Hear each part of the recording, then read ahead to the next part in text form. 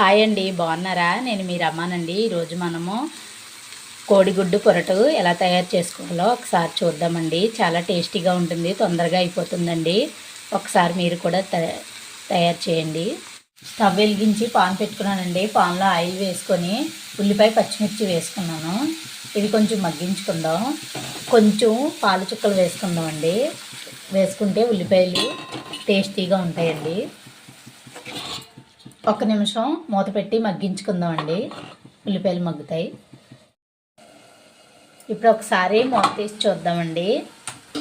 మగ్గినాయండి. ఇప్పుడు ఒక medium size టమాటా కోసుకున్నాను, ముక్కలు కూడా వేసుకుందాం. టమాటాలు వేసుకున్నాను కదండి, కొంచెం కరివేపాకు వేసుకుందాం. టమాటాలు మగ్గించుకుందాం. రుచికి సరిపడా కారం వేసుకుందాం.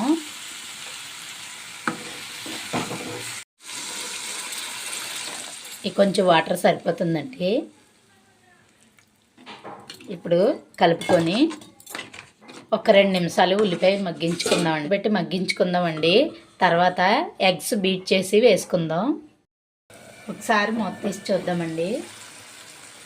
మగ్గిపోయినాయండి. ఆయిల్ ఎలా పైకి తేలుతుంది కదా. ఇప్పుడు ఎగ్స్ని బీట్ చేసి వేసుకుందాం. నేను 3 ఎగ్స్ తీసుకున్నానండి.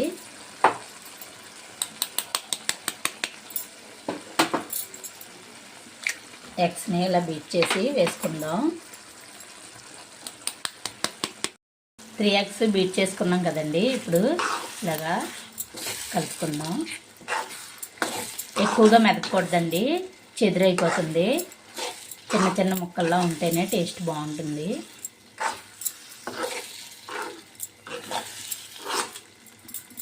ఫాస్ట్గా రెడీ అయిపోతుందండి ఈ గుడ్డు పొరటు. టేస్ట్ కూడా చాలా బాగుంటుంది. కొంచెం కొత్తిమీర వేసుకుందాం.